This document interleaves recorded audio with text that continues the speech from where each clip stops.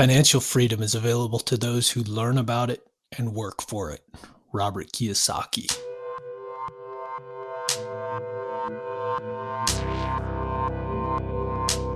Man's time here is finite, but the influence of a man is infinite. The question is, what shall we do with the daylight that remains?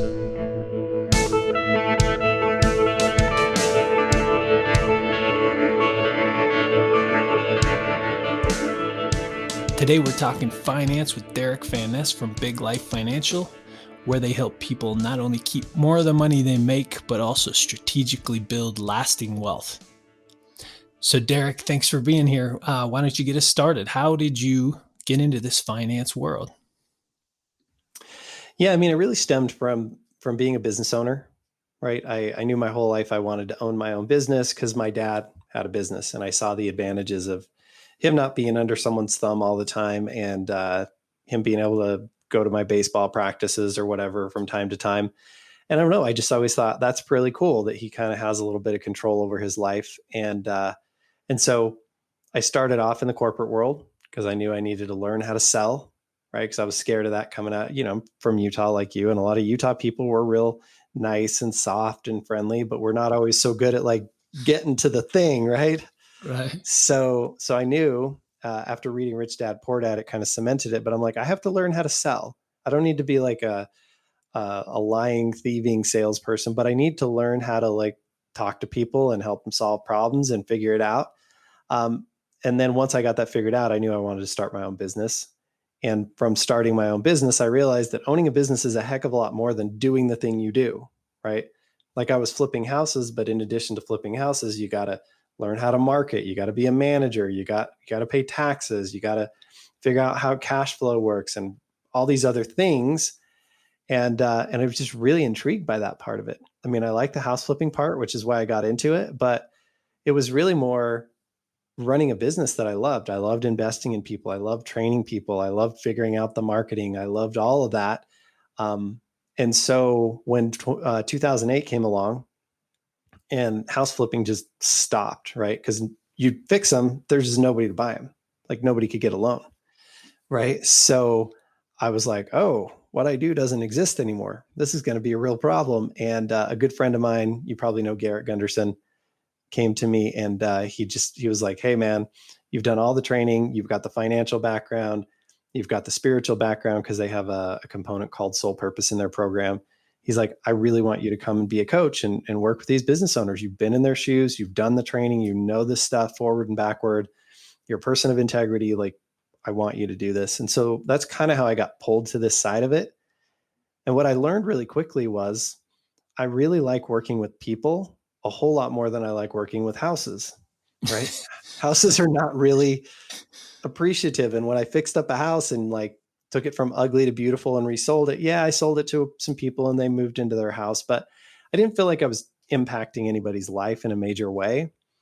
But when you work with people and all of a sudden you see the lights come on and they used to like struggle for finances and the couple would fight and all this stuff. And now they trust each other and they're making progress and they're doing the things they want to do with their life. Like that just makes my heart sing, man. I just absolutely love it. And so at one point, I actually went back into real estate because the one thing I loved about so being a coach, I made a certain amount of money, but there was kind of a ceiling on it for the way that I was doing it, working with Garrett. And when I was flipping houses, I was making, $300,000-$400,000 a year. And I wasn't making that as a coach. So I was like, let me go back to that. And as soon as I went back to it, I was just like, there's just no satisfaction here. And so I did that for a couple more years and then decided to do my own thing. And that's when Big Life Financial was born.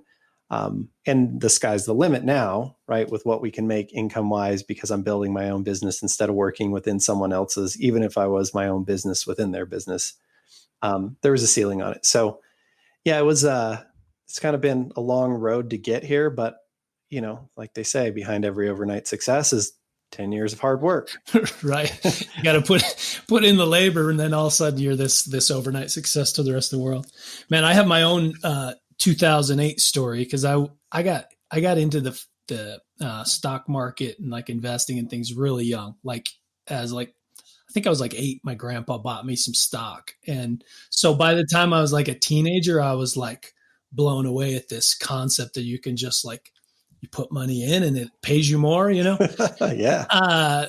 So I had a nice head start, would get like stock for Christmas and stuff like that, you know? Oh, that's awesome. I was really into it. And, but I, in 2008, I was in upside down, you know, I had like borrowed money invested and stuff and just all the stupid mistakes that you're warned about. But, you know, I was in my 20s and I'm like making money. And I totally know, because I had a ton of friends who like, they were doing equity milling and all this other stuff. And I was just like, God, I don't know.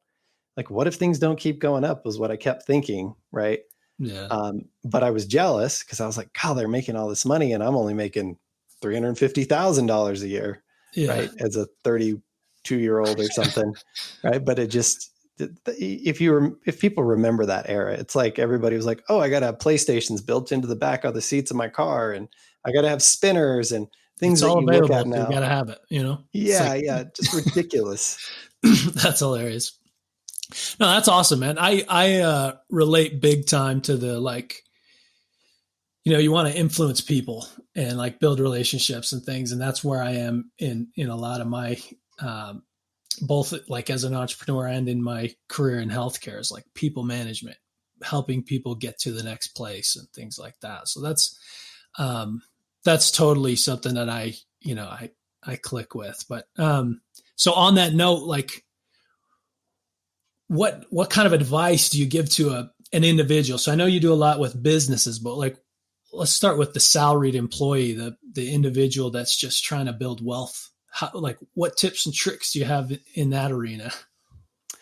Well, okay. So if we start at the bare bones basic, is you have to learn how to save, right? And this is one of my mantras. Before you can invest, you got to save, right? You want to build a savings account for emergencies and that kind of stuff. Because if you go sticking all your money in the stock market or some other kind of investment, and then you wreck your car and you don't have any money to fix it or whatever, you got to go pull that money out and pay penalties and probably sell short and all the stuff that's not going to work for you, right? Or a piece of real estate. Now you got to sell it for way less than it's worth and all of that. So you got to save first. You want to systematize the savings. So if you get paid every 2 weeks, just set your account up so that 10 to 20% of that money gets swept into an account, a savings account, maybe even at a separate bank that you don't ever see, so that it starts to build up in there, right? Now, you don't need to save all your money there, but you want to get started there. So if you're not saving, that's step number one, is saving money. I think you know this coming into this call. I'm not a huge fan of the stock market for most people.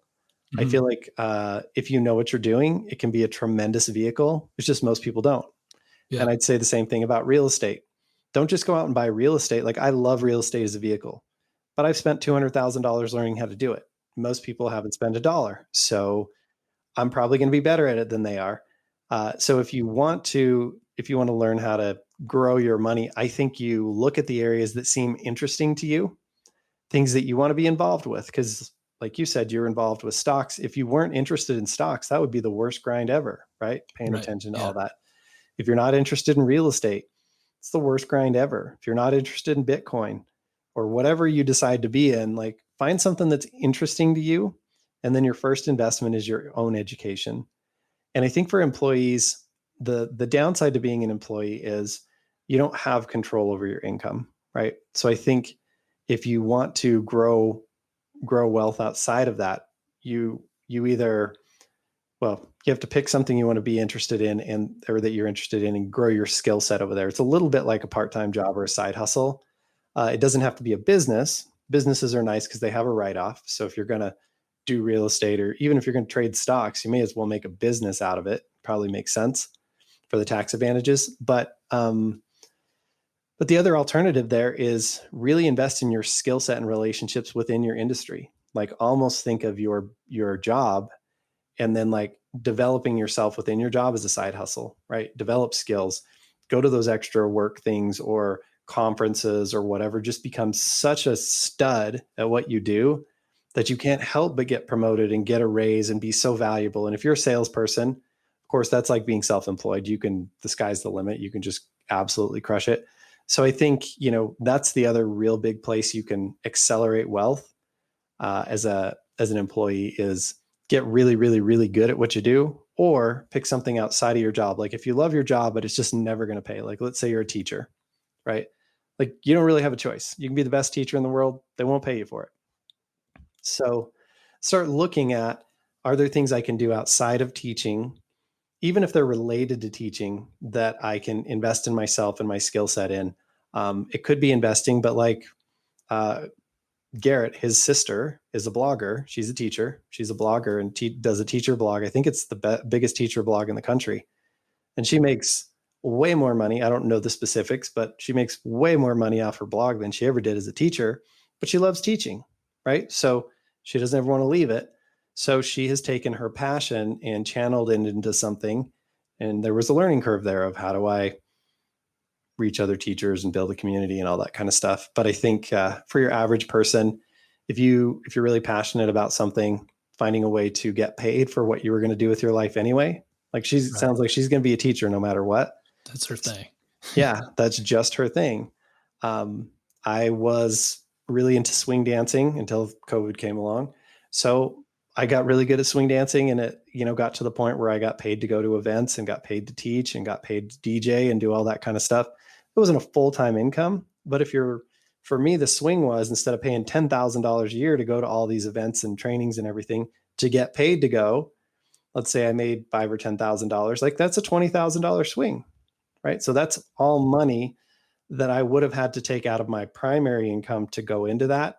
So now I can take that 20 grand out of my primary income and I can invest it or grow it or do other things with it. So I think it's just trying to do your best to create a life based on the things that you know about, care about, and control. And how do you create income streams in those things, right? Whether that's within your main job or outside of it. Yeah. It seems like people have the hardest time with just actually saving money. Like just send it away. Right. I actually set up like multiple bank accounts, and on every Monday, money just goes out to like 5 different places, Yeah. So it's like some goes to the stock market, some goes to a savings account, some to a travel fund, some to an emergency fund. Like it all just kind of goes out every Monday. And I just, a lot of those accounts I don't even look at. Like I don't even like think about them.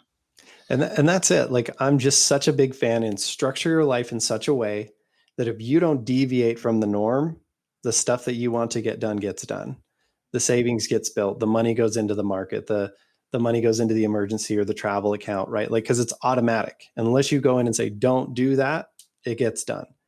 And I think with money, you can do that. I think developing habits around health and relationships that way. Like if you don't change it, this is date night, or if you don't change it, you work out these days of the week or at this time of day, right? They just become habits. And a friend of mine said this, I probably heard it 6 months ago. It's kind of stuck with me. He said, so many people say, well, I can't be disciplined. And the thing is it only takes discipline until it becomes a habit. And then it's not discipline anymore. It's just who you are. And so you just got to get over that hump on the discipline. And maybe you got to do it one thing at a time, but a year from now, you've got 10 of those things lined up in a way that works for you. Yeah. So, honestly, with me, like years ago, there was a time my income was way less, and I would still try to throw money, like a certain percentage of my income, into things like that, savings and investments. Mm-hmm. And inevitably, for the first 6 months of doing that, like we would come to a point where we're like, crap, we're out of money, and we would pull that money out and go spend it, and then we're like starting over. But after a while, like we started just living on that budget, and then of course I get a raise, and then it becomes easier to send that much money away. And over time, it just became part of our lifestyle. Like we just live off of these accounts, and the other accounts are invisible. And so it just, it's like we're working a muscle. Like it just takes some time to get used to your new budget or your new lifestyle. And then once it becomes your habit, your lifestyle, that's just normal, and you got this wealth system in place right now. That's another question. It's like, where should we be putting our money? Right. And I know you already talked about getting good at something, but, if I was to come to you as like a financial advisor and say like, what do I do with my money? Yeah. Um, where do we go with that? So there's kind of a hierarchy to that. First thing is build some savings, right? But if you've got some savings, then we want to look and just make sure, do you have a bunch of credit card debt? Because like investing money somewhere when you've got credit cards at 27% interest, you got to pay off the credit cards, right? Like otherwise you got to earn 27% somewhere else just to get the same rate of return. You're not getting 27% anywhere every year. Nobody is, right? Or we'd all be Warren Buffett. So paying off the bad debts, that kind of goes without saying. And then you can start getting into the, where should I be putting my money to grow it? So I believe as a foundational piece, we teach something called the money maximization model. It's a specific way to use life insurance, which isn't about a death benefit. It becomes like an accelerated savings account for you. So you put the money in there into cash value. It grows as a guaranteed rate of return, which is significantly higher than you'll get it pretty much anywhere else guaranteed. Plus, we work with companies that pay dividends on top of that. And if you do it right, all that growth it's tax deferred. But if you do it the way that we teach it in our banking system, it actually becomes tax free. You can spend the money tax free and use it tax free. And we turn that into a banking system. So what happens is when you go to buy a car or you go to buy a rental property or something of that sort, instead of going and getting a loan from the bank, we have you use your life insurance policy. You pay cash for it, and then you pay yourself back just like you would have paid the bank. Now, what that does is it recaptures all that money that you normally would have paid to the bank and puts it back into your account so it can grow and compound on itself. So like simple math, if you bought a car and you paid $40,000 and you got a loan at 7% interest for 5 years from the bank, right? Over the course of that 5 years, you would have paid about $5,000 for that loan in interest. So most people would say that loan cost me $5,000. What people don't get is it's not just the $5,000 you miss out on. It's what the $5,000 could turn into between now and retirement. So depending on your age, if you could get 5% on that money or more, but let's just say 5%, that money might turn into $20, $30, $40, $50,000 for retirement income that you would have paid to the bank. So you're recapturing it, you're keeping it in a place where it grows for you. And then you can use it for the next car or the next real estate deal or whatever. So it just keeps your dollars working all the time. And once a dollar goes into that system, if you do it the way we teach it, it never stops working for you the rest of your life, whether you're using it to buy a car or real estate or whatever, or you just leave it in the account and just get that nice rate of return tax advantaged, I'll say. Awesome. So like, let's just go hypothetical, like a pandemic hits. Mm-hmm. No. Yeah. And you're in something like this, you still get your return. Whereas the rest of the world, like myself in the stock market, we're going like, okay, where's the safe space? Right. Yeah. Mm-hmm. Yeah.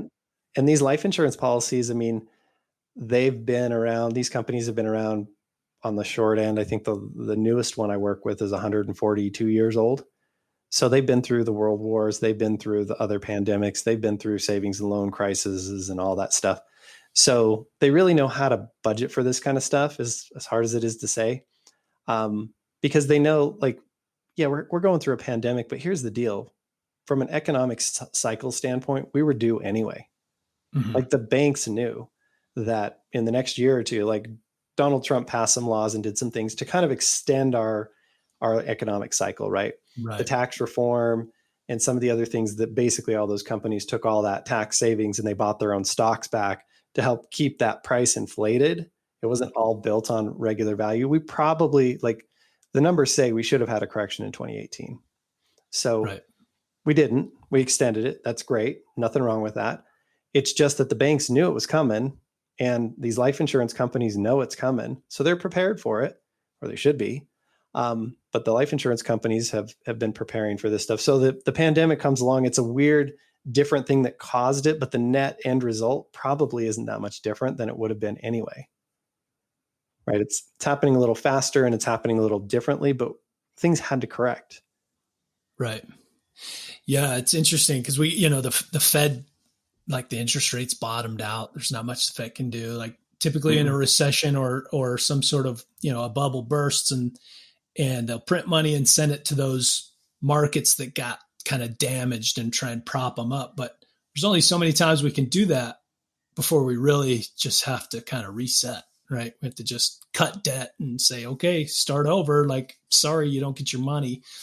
And so like, people like me that are like in the stock market, we're trying to say like, okay, which industry's going to explode and where can we put our money and things like that. So this is really interesting. You can throw your money in an account that has some sort of safety net there, build wealth over time. Yeah. And what I like about it is this, what it really does is it's never going to like go through the ceiling, but it raises your floor from 0% in a savings account to this nice rate of return. I don't want to quote rates right now because like they're about to, who knows, it changes over time, right? With the dividend and everything, but the guaranteed rate with the companies I work with is 4%. So that's your floor. Okay. Right. And then it goes up from there. And so it raises your floor. And if you can do better with your money elsewhere, you just take the money and go do the other thing. And then you pay it back when it's not better.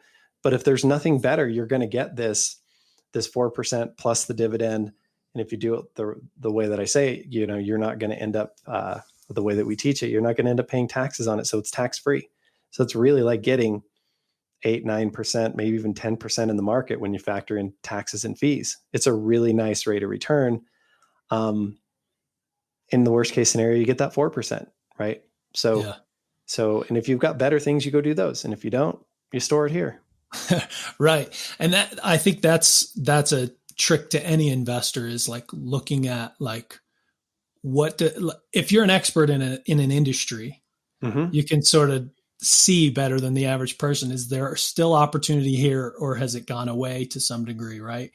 And right now, like I actually just heard that like Warren Buffett sold all of his like airline stocks, his bank stocks, and he's going to gold, which is weird for Buffett because he's never liked gold, but all of a sudden he's seeing the indicators of like an economy that's been inflated. Right. And it's like, okay, what can combat inflation right now? Right. So that's an example of like current stock market type, thought. But, so those looking for those opportunities, and if those opportunities don't exist, where's the safe spot? And it sounds like, 4% as a base is better than negative, because with inflation, a lot of industries are going to have a negative, like impact. Even if you have cash, you're going to get negative return on your money over the next few years, most likely. I mean, that's my guess, right?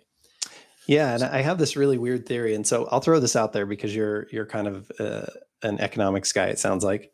So I'll nerd out with you for a minute. I have this theory that, everybody's worried about inflation, right? And there's pros and cons to that. But I actually think it might be a little bit of an advantage to our country and to a lot of people, because in inflationary times, your fixed debts become cheaper. Right. So people who are buried under student loans, your payment will stay the same, but as long as it's a fixed rate, right? Your payments will stay the same, but you're going to get more money out of your occupation, your income, your job, your business. So that debt effectively becomes cheaper. People who are mortgaged to the hilt, it'll become cheaper. And from the government standpoint, we got this little stimulus check, and I know everybody thinks it's free money, but we got to pay it back, right? Like it's debt. And so those checks you got from the government, those aren't actually free. That's just a loan. You're paying it back in your taxes, just so you know, right? But here's the thing. If we go into a little bit of an inflationary cycle, and I don't think anybody wants hyperinflation, but if we go into a little bit of an inflationary cycle, it might actually help them to dig out of some of that debt because the debt becomes cheaper, right? So there's an upside to inflation. And so I don't want people to be scared by inflation. If you're just sitting in hundreds of thousands of dollars of cash, your cash is going to be worth less. But there are things like life insurance or the stock market definitely adjusts for inflation, right? Even if you're like in an index fund or whatever, it's going to adjust for inflation. Real estate adjusts for inflation. A lot of things adjust for inflation. You want to have some cash because, listen, we don't know what's going on with the economy. Anybody who tells you they do is crazy, because there are, like, literally the government could pass some kind of thing, right? They just showed this year. They can totally change the game. If they come up with another $2.2 trillion stimulus package like they were talking about, and then Trump decided to kill it for one reason or another, like the difference between that happening and not happening is a huge difference. And no stock trader can predict that because we don't know. It comes down to, quite frankly, in today's world, it comes down to Trump's mood. He tells his people, go past this, it's going to get passed. And if he says it's dead, it's dead. Right. I mean, I hate to say it's like that, but it almost feels like some of these things hedge or, are kind of right on the edge of what a couple of key people decide they feel like that day, which is crazy, right? Not a stable way to run a world or an economy, in my opinion. But that's the way our markets become. It's become so speculative that a tweet can cause the stock market to crash 600 points in a matter of minutes. That's nuts, right? That's not value-based investing. So I don't love the stock market because I do feel like a lot of it's become a speculation game. I think there's definitely value plays out there, and there's stocks that are tried and true and all of that. It's just that's not what a lot of people are doing. And I think most of the people who aren't are like on Robinhood or these other things, and they're just guessing based on headlines. And it's just scary, right? It's dangerous. It's like anything. If you don't understand it, like if you've seen my videos, my whole thing is invest in things you know about, you care about, or you control. If you don't know about it, care about it, and control it, then put it somewhere with a guaranteed rate of return. Life insurance is one of those things. There are alternative investments out there. I'm not an investment advisor. We have some that work for, with us for clients, but where you can get tax advantages. Tax advantages are a guaranteed rate of return. You put the money in, you get the tax savings, even if the investment sucks, right? Stuff like that, where you can start to lock in that you're going to win for sure, really make a big difference over time. And that's where I would tell people to put their money if they don't have it, if they don't know where to put it in things that have guarantees. Until you figure out the thing you want to get to know about and get good at, or figure out, or really become an expert at, just put it somewhere where it always goes up. Right. No, that's excellent advice. And, a lot of big investors, their first word of advice is protect your downside, right? Sure. Like make sure you don't lose the money that you've earned and then give yourself a chance to increase. But I want to go back to something real quick that you said about paying off debt versus inflation. Because that's a really interesting thing. Like I've talked about that a lot too. Like with your house, especially right now, you can get a loan for like 3% or even less sometimes. Yeah. And typical inflation somewhere around 2%. In the coming years, it may be more. So what would you consider reasonable debt that you would just hang on to versus like debt that needs to be paid off? Is there a percentage, or is it industry, or what? Yeah. So we use something called the cash flow index to dictate what is the most inefficient versus efficient debt. And some of that's like how long you're paying it off, and some of it's interest rate. But a real simple rule of thumb, I think if you're paying more than 7% on debt, I would call that inefficient debt. That's probably debt that should be paid off. Less than 7%, you can pretty predictably invest and outrun those costs, right? So I would say 7% is where I kind of draw the line on. If it's over 7%, refinance it, restructure it, pay it off, get rid of that debt. Because that's a guaranteed 7+% rate of return with zero risk, right? Once you get past that, down into the lower debts, I think it's better to put your money elsewhere. Like a strategy we see all the time is people want to pay their house off early. Yeah. I'm just going to tell you straight up front, paying your house off early is not a good use of your money. It's great emotionally for a lot of people. So we want to put that into the equation. I call it ROE, return on emotion, right?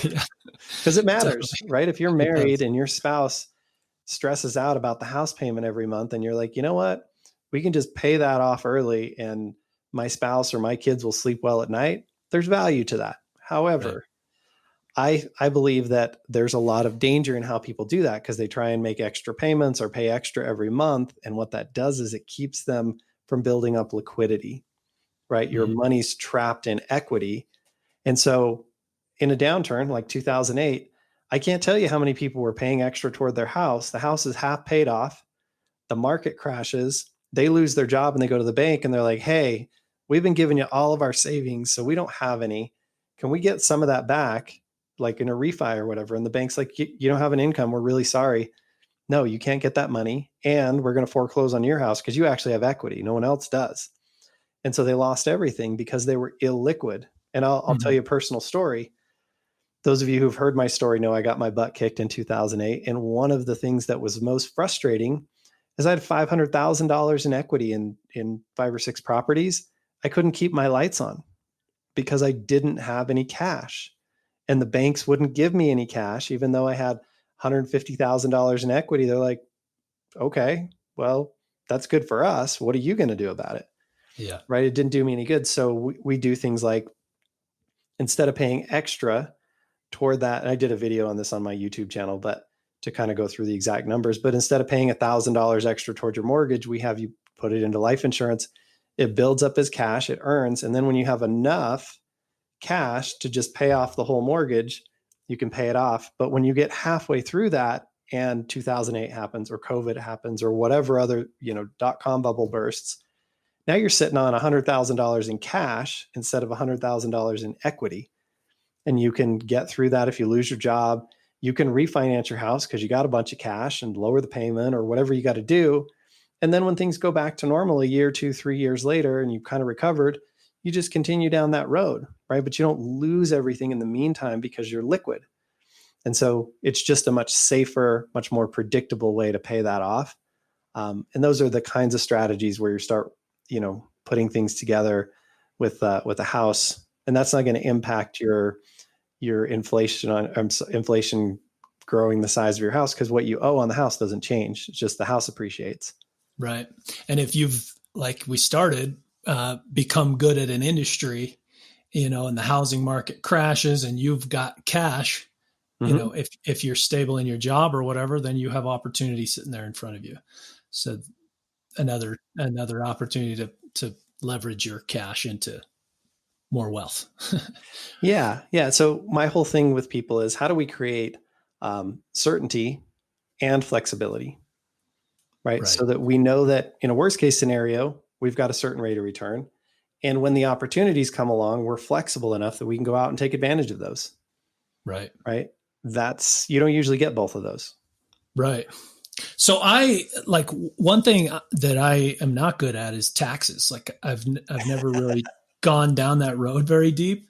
Yeah. And I'm always like, I've done it with a CPA. I've done it on software. I've kind of I always just figured it's like, check the boxes and get your money back. But sure.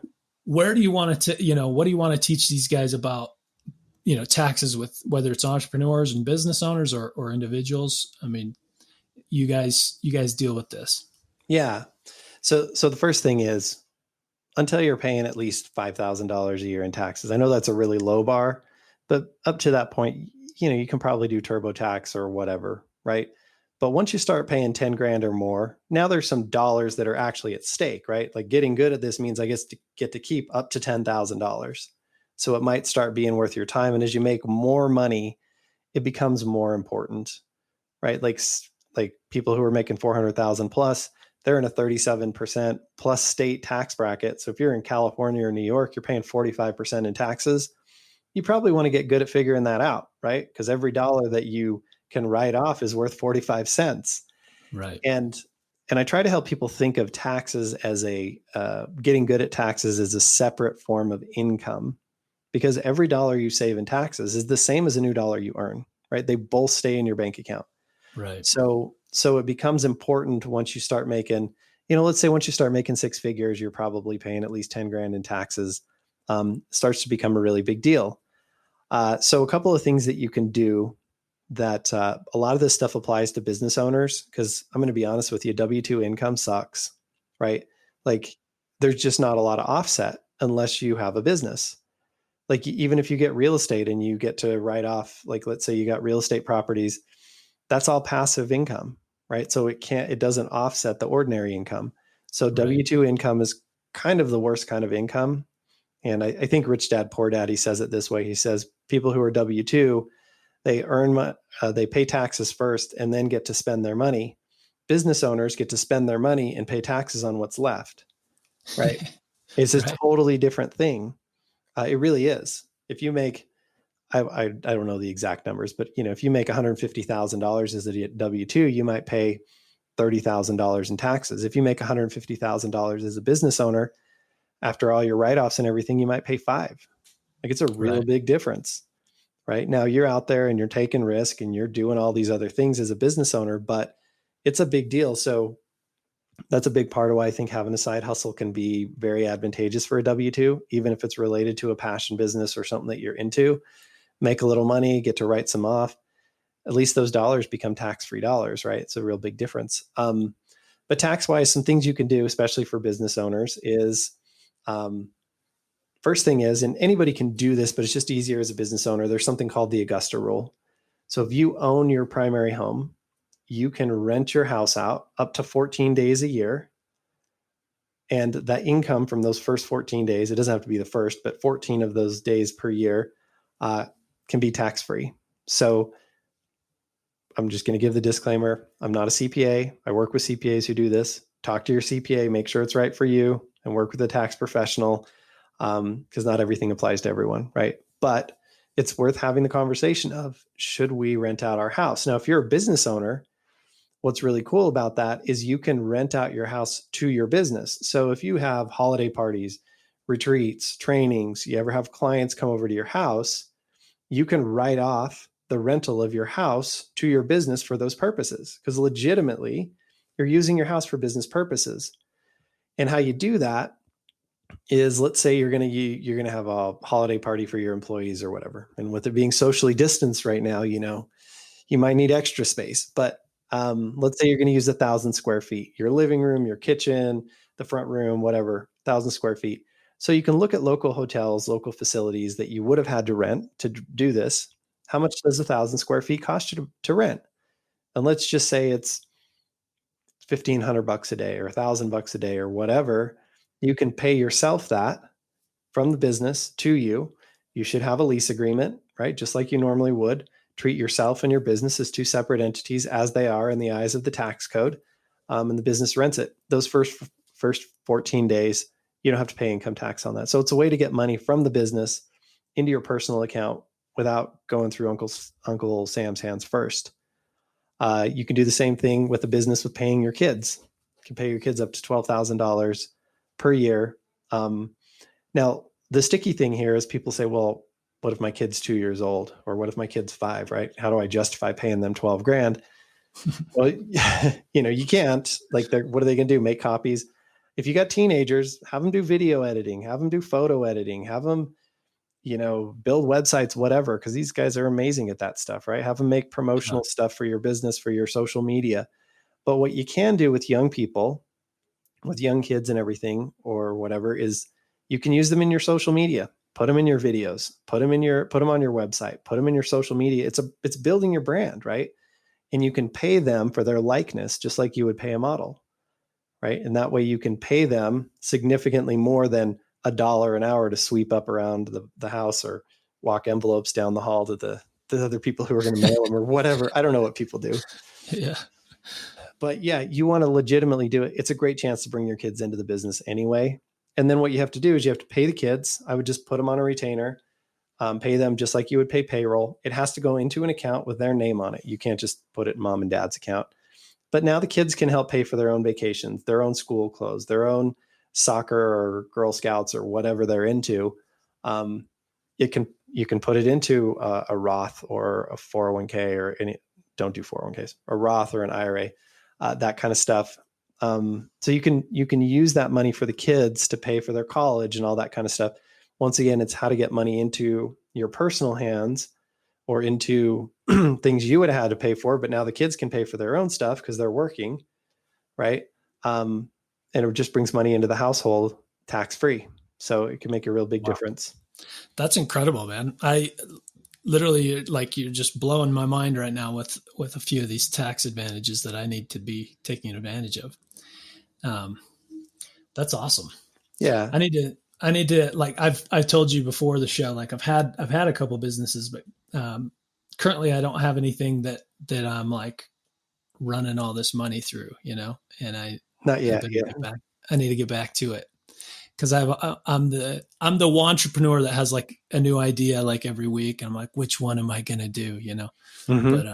But I have some of that because there's plenty. I got my YouTube channel. We're launching my podcast. We're calling it Small Business Big Life. Uh-huh. And then we do this whole process. We call it the potential to profit process, where we take people through cash flow and we go through their taxes and we do research and development credits for them. And we do the whole life insurance thing. We call it the money maximization model.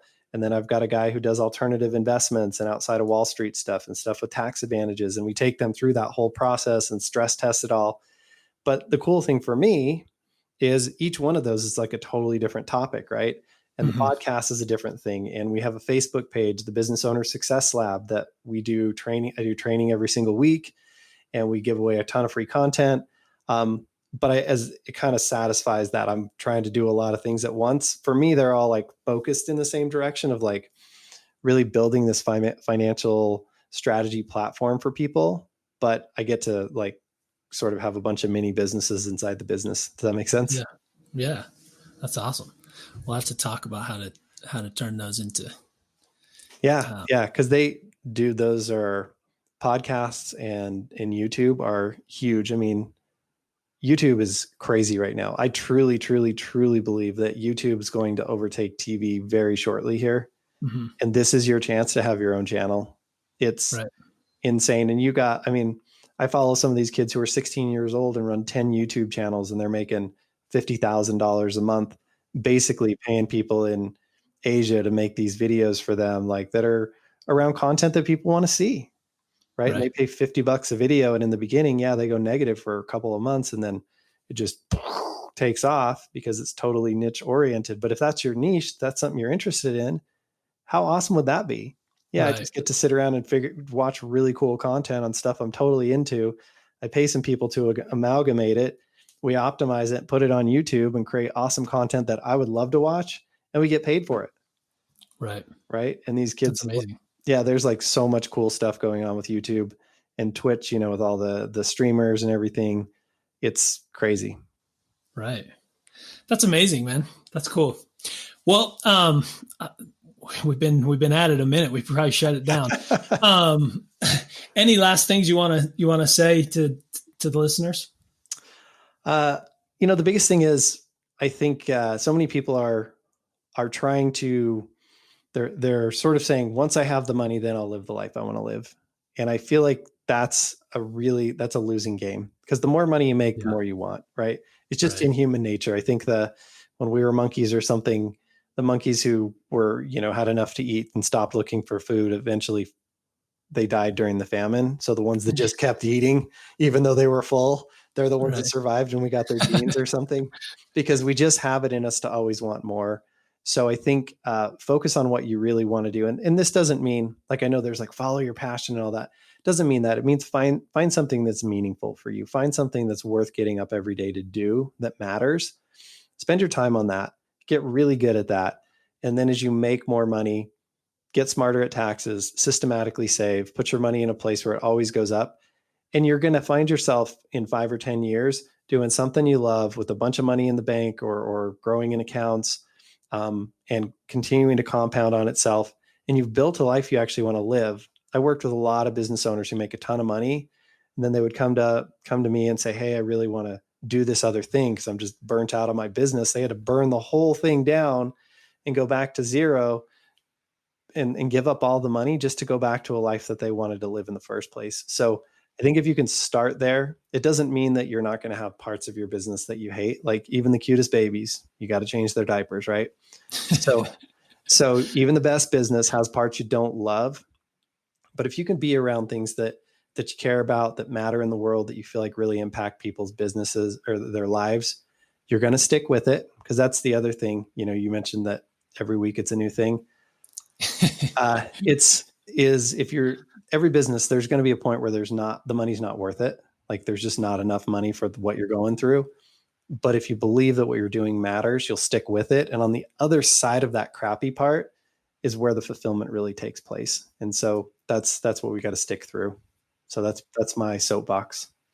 No, I love it. I love it. It fits perfectly with the show, Build the Life You Want. It's like, you really got to define it. Like in The Richest Man in Babylon, right? There's like, you've got to kind of define like what I'm going to have and which of my desires I'm just going to sort of put aside because I can't really do all of it because there's not enough time in the day, even if I had the money, right? So it's like define what things you really want, create a plan around it, and then take action and just like go for it, right? And so finance is a big piece of it, but there's a lot of other factors to consider when you're sort of defining those things. So yeah, it's one of the factors. The way I say it is always sacrifice the lesser for the greater, right? Because you can't, like you said, you can't do it all.